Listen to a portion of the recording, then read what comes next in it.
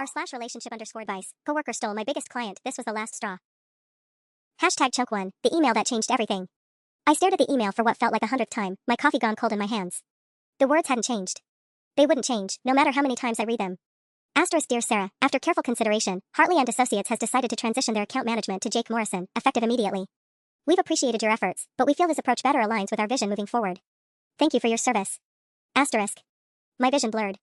I wasn't going to cry at my desk. I refused. Not here. Not where Jake could see me. I closed the email and stared at my monitor. The screensaver was a photo of my apartment's tiny kitchen, the one I'd been affording because of the Hartley account. That contract had been worth roughly $850,000 annually, and I'd been managing it solo for the past 8 months. 8 months of late nights, weekend calls, strategy presentations, and careful relationship building with their marketing director, Patricia. 8 months of watching my commission grow, my reputation solidify, my future at Brennan & Associates actually start to look secure. And Jake Morrison, that undercutting, backstabbing, absolutely shameless bastard, had just stolen it in what I could only assume was a coordinated ambush. Hey, rough morning? I nearly jumped out of my skin. Jake was standing at the edge of my cubicle, holding his signature venti cold brew, that infuriating smirk playing at the corners of his mouth. Of course he was. Of course he was here. I heard about Hartley, he continued, not even bothering to hide the satisfaction in his voice. That's rough, Sarah. Really rough. But hey, that's the business, right? Sometimes clients just want to work with someone who really gets them. My hands clenched into fists beneath my desk. What did you do? Do? He laughed, a sharp bark that made several people in nearby cubicles glance over. I don't know what you mean. I just had a conversation with Patricia about potential gaps in their current strategy. Turns out, they were really interested in hearing more. And one thing led to another. He shrugged with exaggerated innocence. She asked if I could take over. Management approved it. That's how these things work. That's not how these things work and you know it, I said quietly, aware that we had an audience now.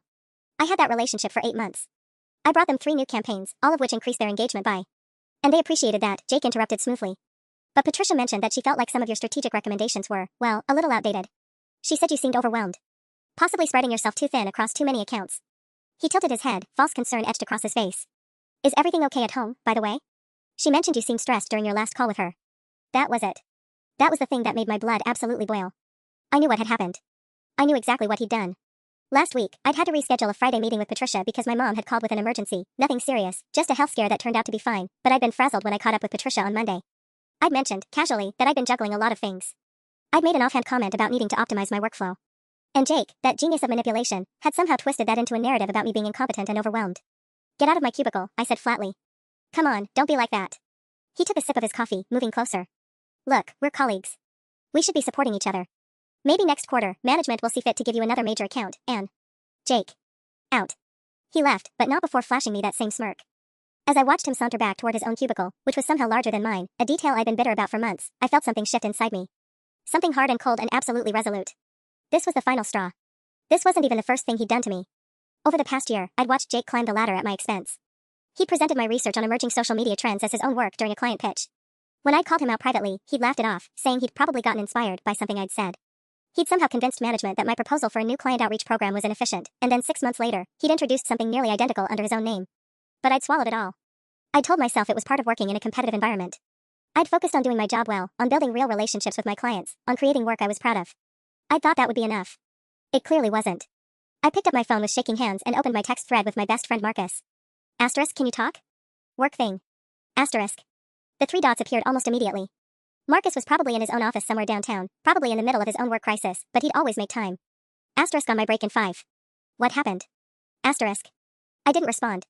I didn't know how to explain it in a text. How to convey the years of small humiliations that had led to this moment, this email, this theft, this violation of professional trust that felt almost personal in its viciousness. Jake had crossed a line, and for the first time since he'd started his campaign against me, I wasn't going to let it slide. I just didn't know yet how far I was willing to go to make sure he paid for it. #chunk2, the plan takes shape. Marcus called at exactly 2:47 p.m., which meant he'd cut his break short.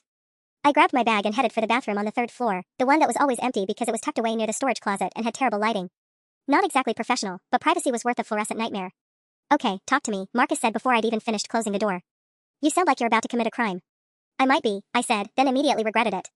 Marcus had been my friend since college, and while he was loyal to a fault, he also had a deeply ingrained sense of right and wrong that sometimes clashed with my current state of mind. Jake stole the Hartley account. What? How? I walked him through it, the email, Jake's appearance at my cubicle, the casual cruelty of his smirk, the way he'd weaponized my own vulnerability against me. By the time I finished, I could practically hear Marcus's blood pressure rising through the phone. That's insane, he said flatly. That's like, legally actionable insane. You have emails, right? Documentation of the work you did? Tons. But that's not the point. I was pacing now, my reflection in the bathroom mirror looking wild-eyed and frantic. The point is that he orchestrated this. He went to Patricia and lied about me. And I guarantee, this isn't the first time he's done it. This is just the first time I caught him red-handed. So what are you going to do? Go to your boss?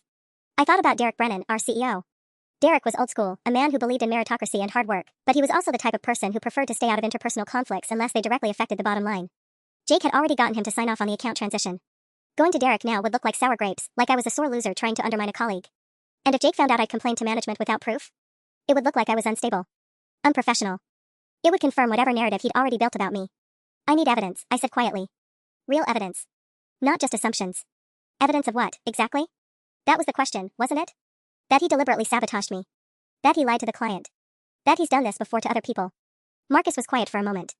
When he spoke again, his voice had shifted into the careful, measured tone he used when he was about to say something I wouldn't like. Sarah, I know you're angry, and you have every right to be. But you need to think about what you're actually saying. Are you talking about going to HR? I'm talking about finding out exactly what kind of person Jake is and making sure everyone else knows it too. Okay, so, revenge. I hated how cleanly he'd labeled it. Justice. Those aren't the same thing, and you know it. Marcus sighed. Look, I'm not going to lecture you. But whatever you're thinking about doing, think about the consequences first, okay? Not for Jake. For you. What happens if this backfires? What happens if you're the one who ends up looking bad?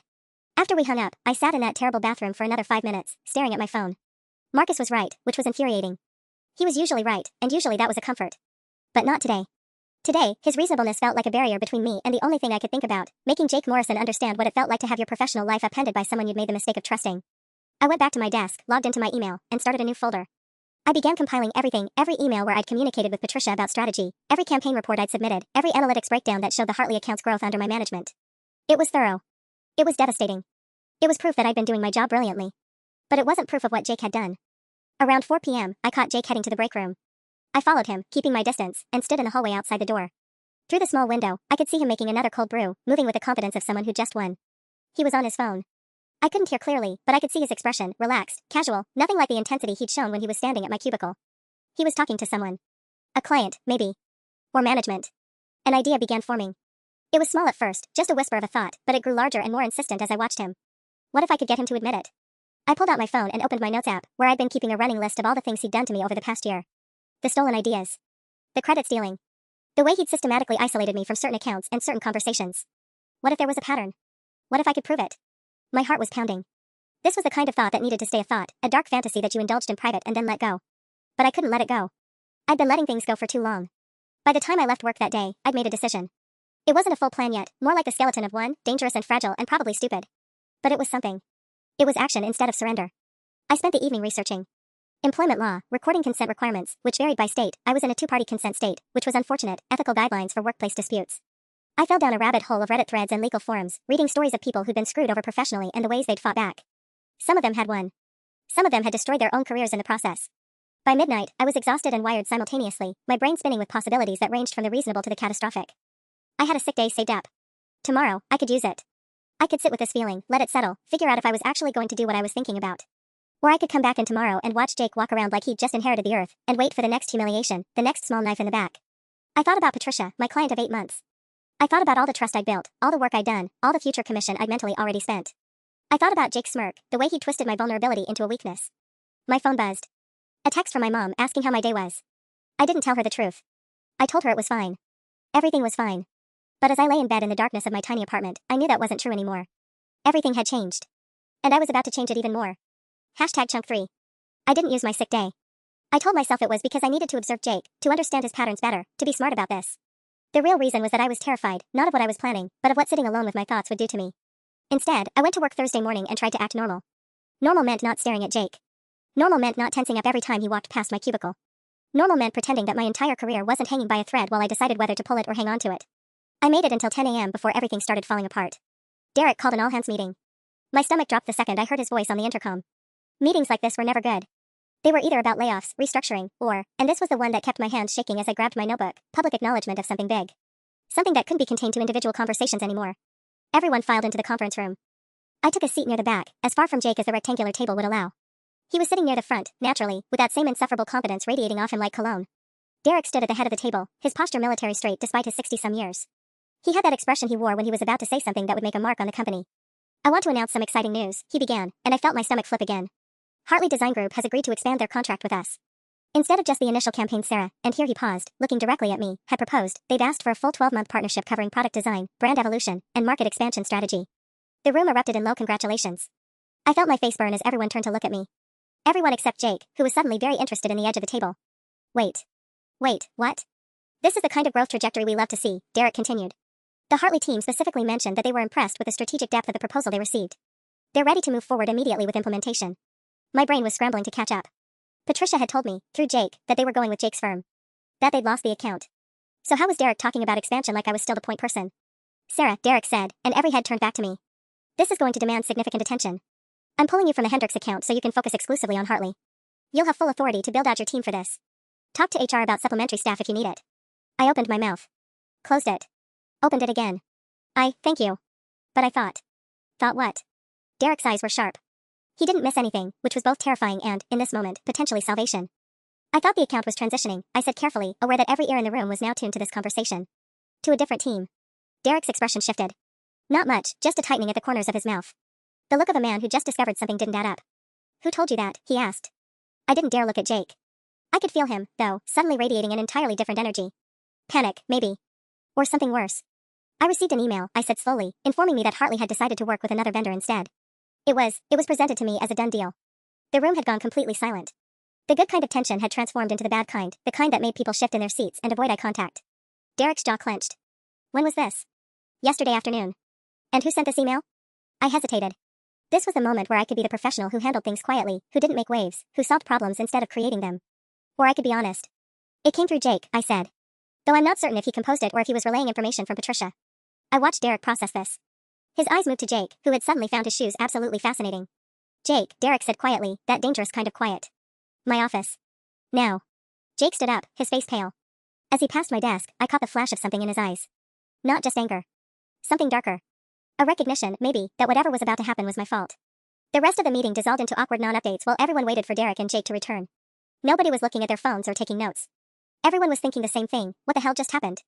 20 minutes later, Jake reappeared. He didn't return to his seat. Instead, he went directly to his cubicle and started aggressively shoving things into a box. Papers. The little motivational calendar on his desk. A framed photo I'd never bothered to look closely at. Derek emerged from his office and caught my eye. He jerked his head toward his door. A summons. My heart was in my throat as I walked in. Derek closed the door behind me with a click that sounded final. Sit, he said. I sat. Tell me everything, he continued, settling into his chair. And don't leave anything out.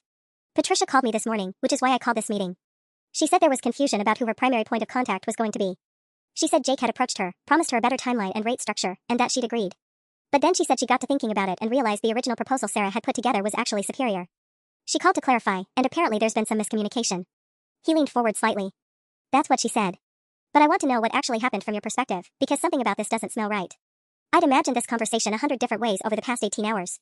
In my fantasies, I'd been righteous and composed, laying out evidence like a lawyer. In my nightmares, I'd stumbled over words and looked guilty of something, even if I wasn't. But sitting across from Derek now, with Jake's career apparently already imploding in the cubicle outside, I found myself telling the truth. All of it. The emails, the way Jake had appeared at my desk, the deliberate way he'd positioned himself as the alternative, how he'd used my own insecurity against me. When I finished, Derek was quiet for a long moment. This isn't the first time something like this has happened, he said finally. I want you to know that. We've had concerns about Jake's methods before. Nothing concrete enough to act on, but concerns. This. He gestured vaguely at the door, gives me the concrete I need. I felt something inside me shift. Relief, yes. But also something else. Something cold. What happens now? I asked. Now, Derek said, you prepare to do the best work of your career on the Hartley account. And I handle Jake. He stood, signaling the meeting was over.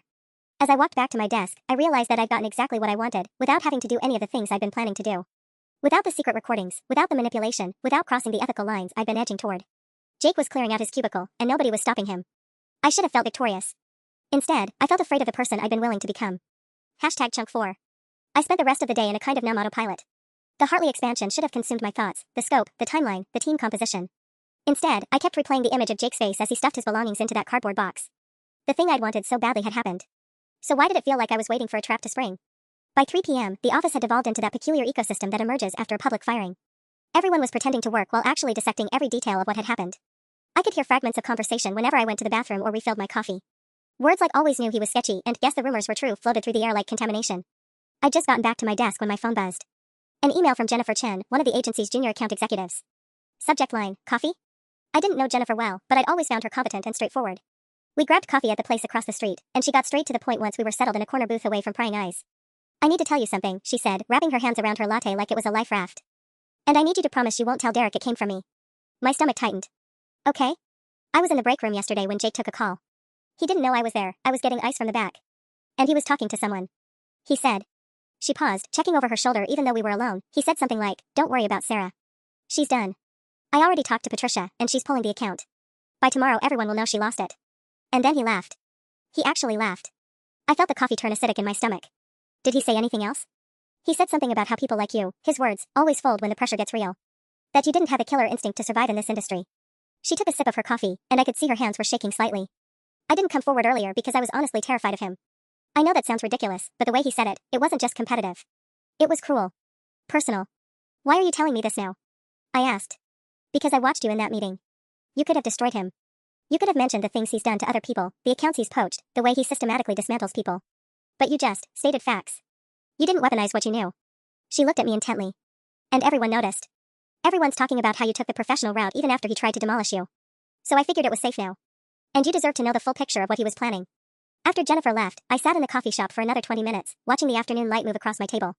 The thing was, I already knew Jake was cruel. I'd known it for a year. But hearing Jennifer's account crystallized something I'd been avoiding. Whatever version of justice I thought I'd received in Derek's office was incomplete. Jake had been caught in a mistake. Patricia's change of heart had exposed his scheme. But what about all the other times? What about the clients he'd successfully poached? The ideas he'd stolen that hadn't been contested? The people he'd broken down so thoroughly they'd simply left the company? My phone rang as I was walking back. Unknown number. I almost didn't answer, but something made me pick up. Sarah Chen? The voice was male, professional, unfamiliar. Yes? This is Mitchell Harrow. I'm an attorney representing Jacoby and Partners. I'm calling regarding a matter that's come to my client's attention involving potentially defamatory statements made by one of your coworkers. My entire body went cold. I'm sorry, I don't understand. My client, Jake Pearson, has informed me that false and damaging statements about his character and professional practices have been circulated among his existing and prospective clients by someone at your firm. He's considering whether to pursue legal action. Before he makes that decision, we'd like to give your company the opportunity to issue a statement clarifying that these statements were made without authorization and do not represent the views of the agency. I couldn't process what was happening. I haven't made any statements about Jake to his clients. I'm not suggesting you have personally, Miss Chen. But someone has. The question is whether it's an individual actor or a sanctioned campaign. If it's the former, we might be willing to resolve this quietly. If it's the latter, my client intends to pursue full damages. The call ended shortly after, with instructions to have Derek contact the attorney's office by end of business. I stood frozen on the sidewalk, phone still in my hand, as the afternoon traffic rushed past me. It didn't make sense.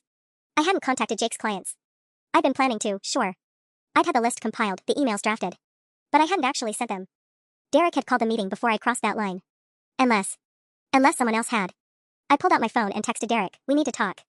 Urgent. Not in the office." He responded within seconds, coffee shop 2 blocks away. 10 minutes. Derek was already seated when I arrived, 2 cups on the table. He looked older than he had that morning, the lines around his eyes more pronounced.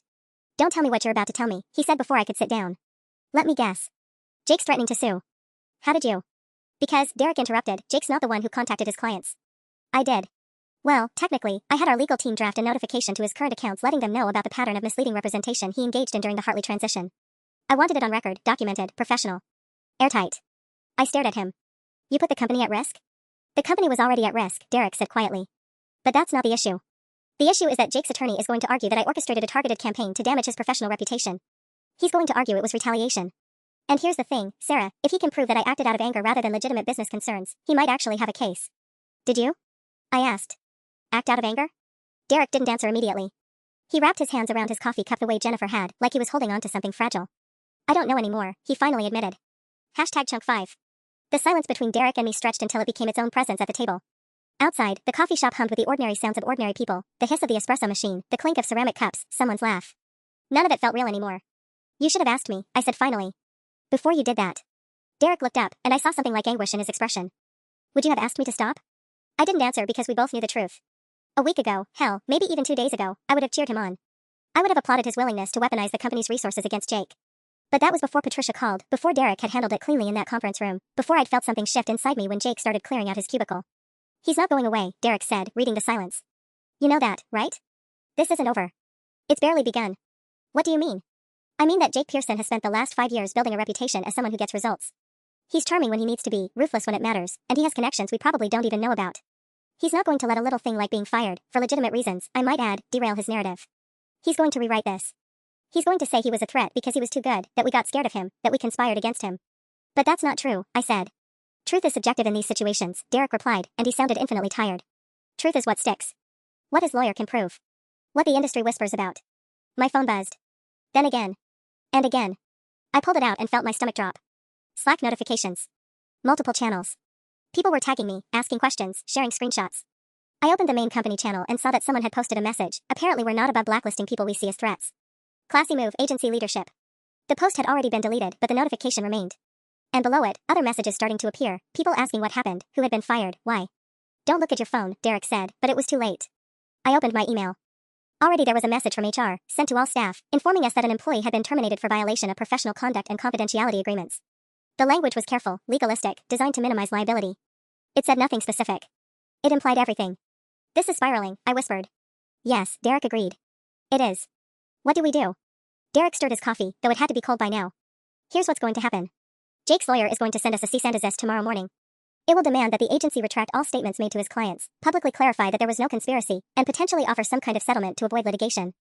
It will be carefully worded to make us look ridiculous if we don't comply. And will we? I don't know, Derek said. That's above my pay grade now. That's going to legal, then up to the ownership. They're going to be furious with me. They're going to want to know why I didn't run this by them before I did it. And I'm going to have to tell them the truth, that I made a judgment call in the heat of the moment, and it may have been the wrong one. I thought about the draft emails I'd written, sitting in my unsent folder. Dozens of them. Each one more aggressive than the last. Each one carefully constructed to make the case that Jake was a predatory account poacher who couldn't be trusted. I'd been planning to send them to every client he'd ever touched, to burn his reputation to ash, and Derek had stopped me from doing it by simply getting there first. Except he hadn't stopped me. He'd just done the thing I was planning to do, but with the company's seal of approval and legal backing. There's something else, Derek said, and his voice had dropped even lower. Jennifer came to me this morning. She told me about the conversation she overheard. She also told me she'd already told you about it, at the coffee shop. I looked up sharply. How did you? I have access to the building's security footage. Not often, but in situations like this, HR does. He paused.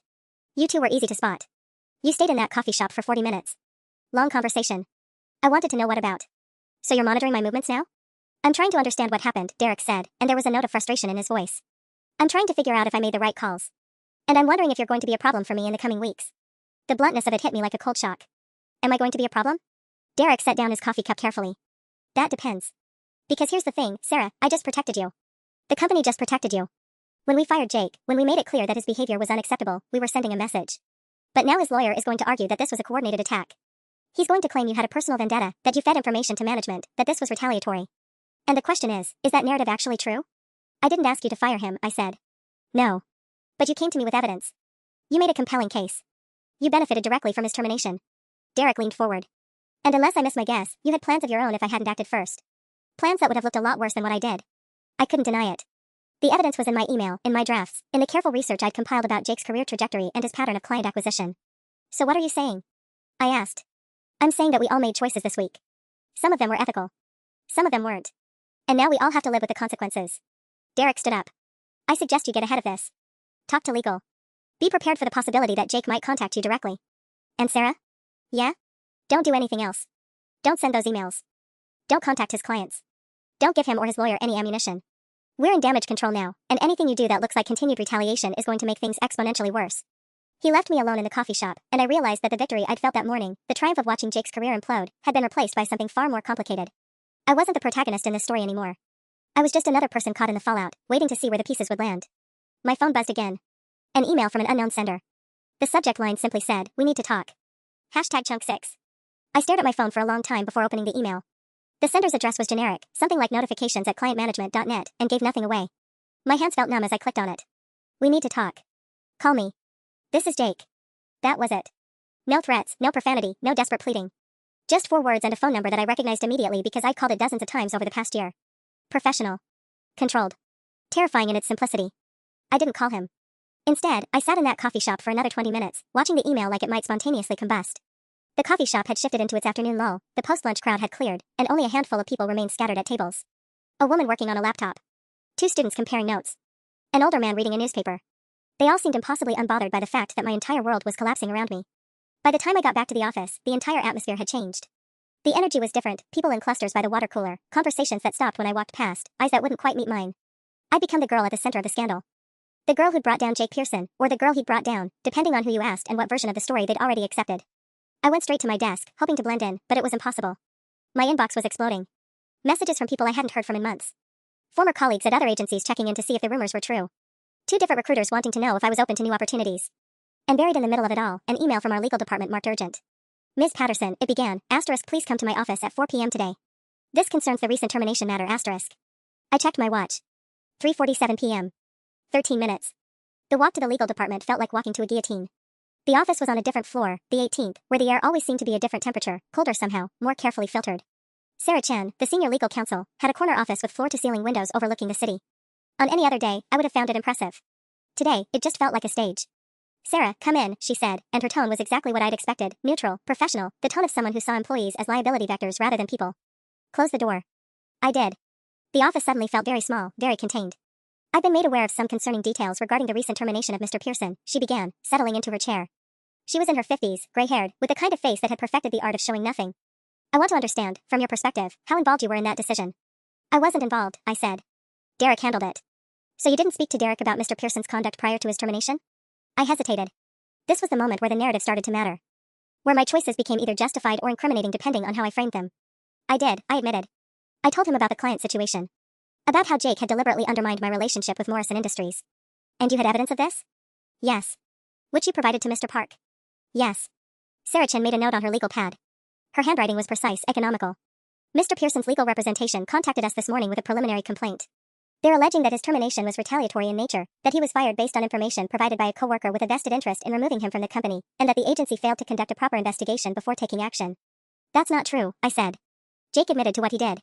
Jennifer hurt him. Who's Jennifer? I realized my mistake immediately. A coworker. She overheard Jake talking about his strategy regarding Morrison Industries.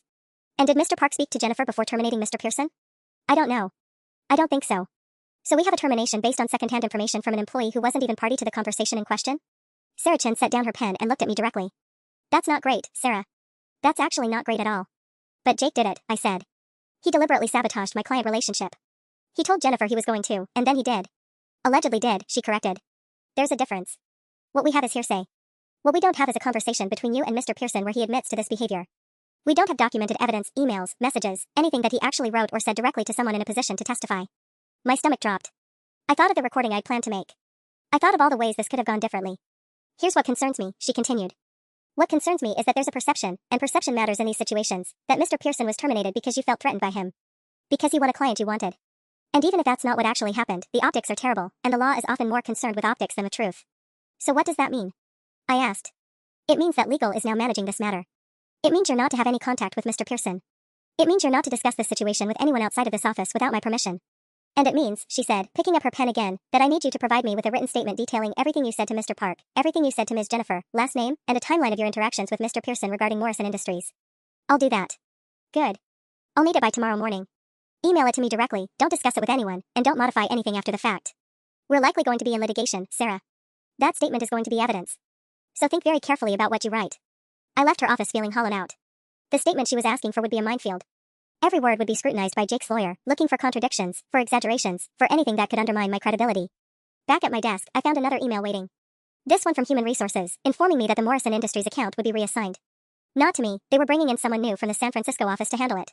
Fresh start, they said. Clean slate. My phone buzzed. Another email from that same generic address Jake had used. Seriously, we need to talk. It's important. For both of us. I deleted it without responding. But I didn't feel like I was winning anymore. I felt like I was drowning, and everyone was just standing around watching it happen. #Chunk7. That night, I didn't sleep. I sat at my kitchen table with my laptop open, staring at the blank document where Sarah Chen's statement was supposed to materialize. The cursor blinked accusingly. I'd written and deleted the opening line 17 times. On or about March 15th, I became aware that my coworker Jake Pearson had... What? Had what, exactly? Acted ambitiously? Competed for a client? In the harsh light of legal language, everything I'd done seemed equally damnable. I'd reached out to that client's other contacts. I'd orchestrated conversations. I'd planted seeds. I closed the laptop at 2 a.m. and just sat there, listening to the ambient noise of my apartment, the hum of the refrigerator, the distant sound of traffic from the street below, the internal screaming that I was apparently better at ignoring when I was actively plotting revenge than I was at ignoring when faced with its actual consequences. My phone lit up with a text message. Unknown number. This is getting messy for both of us. Let me explain. Please. I blocked the number and went to bed anyway, knowing I wouldn't sleep. The next morning, I submitted the statement. Factual. Careful.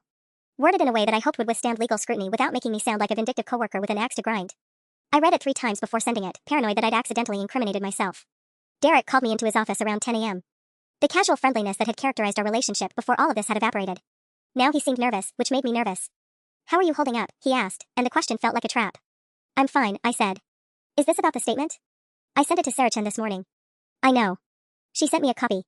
He rubbed his temples. I need to be honest with you about something, and I need you to understand that this is coming from a place of trying to protect the company. My stomach tightened. Jake's lawyers are being pretty aggressive. They're threatening a lawsuit for wrongful termination, and they've got a private investigator looking into whether you coordinated a campaign against him. They're saying there's a pattern, that you sabotaged him, stole credit for his ideas, and then manufactured evidence against him. That's completely backwards, I said. I know. Or at least, I believe you. But the problem is that Jake's got documentation. Derek pulled out a folder and slid it across the desk. These are emails he's retained a copy of. Read them. I did. My stomach sank further with each one. They were emails I'd sent to various people at the agency over the past 6 months. Emails where I'd mentioned Jake. Emails where I'd questioned decisions he'd made, pointed out inconsistencies in his work, raised concerns about client feedback. On their own, they looked reasonable, professional concerns about a colleague's performance. Together, they painted a picture of someone obsessively focused on destroying a coworker's reputation. These are legitimate work concerns, I said. I know, Derek repeated. But his lawyers will argue that you were building a case against him. They'll say you were collecting ammunition. And if they can convince a jury that your motivations were personal rather than professional. He didn't finish the sentence. He didn't have to. What do you want me to do? I asked. Stay low. Don't communicate with anyone about this outside of legal. And understand that the company might need to distance itself from you during this process. We can't be seen as taking sides. You already took a side when you fired him, I said. We fired him based on information you provided. If that information is now being called into question, the company that acted on it looks liable. I left his office feeling like the ground had shifted beneath my feet. This wasn't about justice anymore. This was about liability management and ass covering and the way institutions protect themselves by sacrificing individuals. By Friday, the emails had started. Not from Jake, I'd blocked his number and he seemed to have gotten the message about direct contact. But from other people at the agency. People who'd known me for years. People who suddenly seemed very concerned about the impact this situation was having on team morale.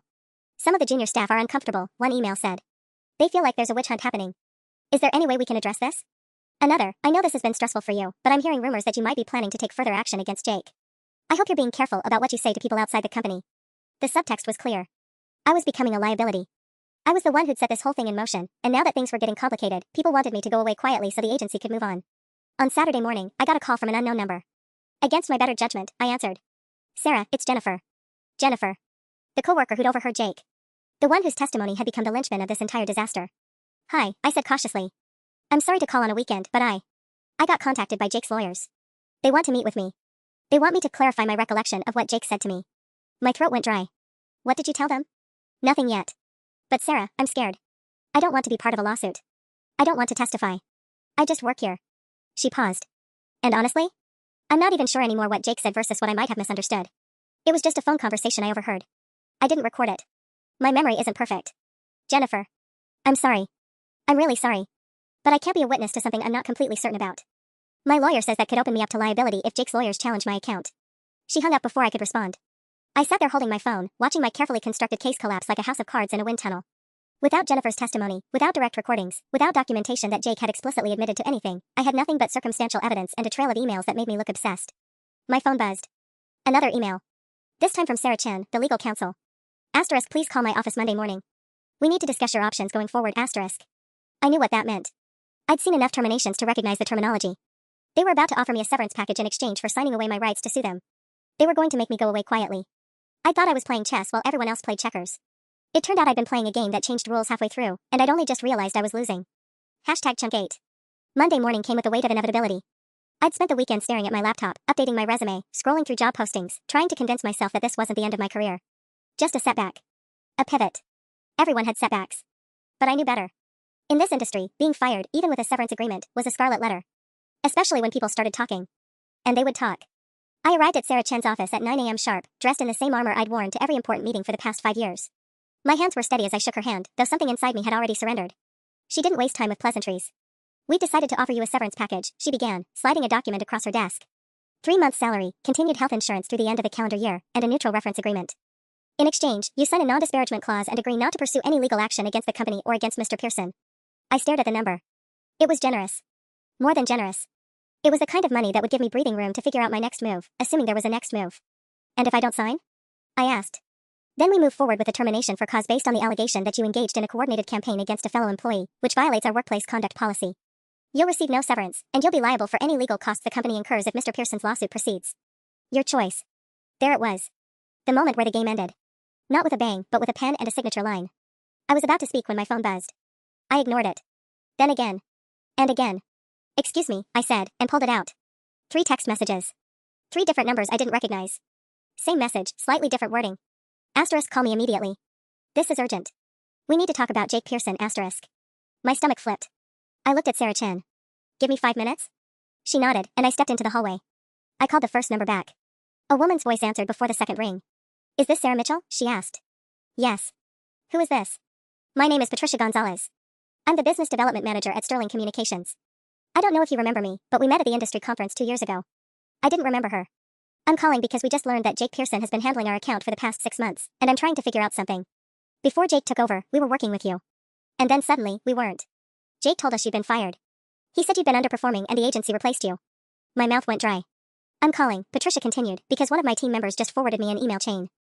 From about 8 months ago. Between you and me, discussing strategy for our account. And it's very clear that you were doing excellent work. Award quality work. The kind of work that doesn't just disappear because someone's fired. I started, but she kept going. Jake's been with us for 6 months. In those 6 months, our engagement metrics have dropped 40%. Our campaign isn't performing. And now I'm wondering if maybe Jake's explanation for why you left the account was incomplete. So I called the other people I know at your agency. Turns out, Jake took over multiple accounts around the same time he took over ours. And every single one of those clients is having similar issues. I pressed the phone against my ear, afraid to breathe. I also learned, Patricia said, that you were just terminated. And that Jake is threatening to sue your company. That's when I started making phone calls. I've talked to 7 other clients this morning. Every one of them is asking questions about why their accounts degraded after Jake took over. Several of them are considering switching agencies. And all of them are very interested in talking to you about what happened. After Patricia hung up, I called the second number. Then the third. The pattern was identical. Confused clients. Degraded results. Questions about my sudden departure. Realizations, spreading like wildfire, that something didn't add up. What I'd failed to understand was that my evidence didn't matter. The recordings, the emails, Jennifer's testimony, none of it was necessary. Because Jake's incompetence was doing the work for me. The clients he'd stolen were suffering, and they were starting to notice. I walked back into Sarah Chen's office on shaking legs. I need to call Derek, I said. She looked confused. Ms. Mitchell, we're in the middle of. I know.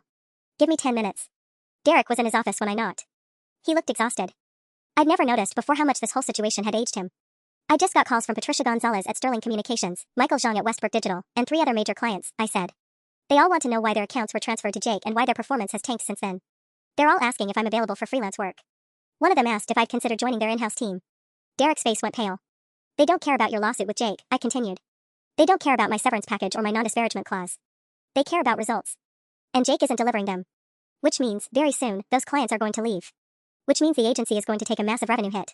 Which means you're going to need me a lot more than you need to protect yourself from liability. Derek didn't say anything for a long moment. Then, what are you proposing? Tear up that severance agreement. Reinstate me. Make it clear to those clients that I never actually left, that there was an internal mix-up that's been resolved. And quietly allow Jake's employment termination to stand. Don't call it wrongful. Just don't fight the lawsuit as hard as you were planning to. That's still exposure. Less exposure than losing 5 major accounts, I said. I can fix those accounts. I can get those clients back. And I can do it quietly, without drama, without a public lawsuit that makes the agency look like a dysfunctional circus. Derek looked at me for a long time. I could see him calculating, liability versus revenue, legal costs versus client retention, the devil he knew versus the one he didn't. I'll need to talk to the partners, he finally said. You do that, I replied. But do it quickly. Because those clients aren't going to wait for you to make a decision. I walked out of his office and back to Sarah Chen's, where I politely declined to sign anything. By Wednesday, I had my answer. My position was being reinstated, effective immediately. Promoted to senior account manager.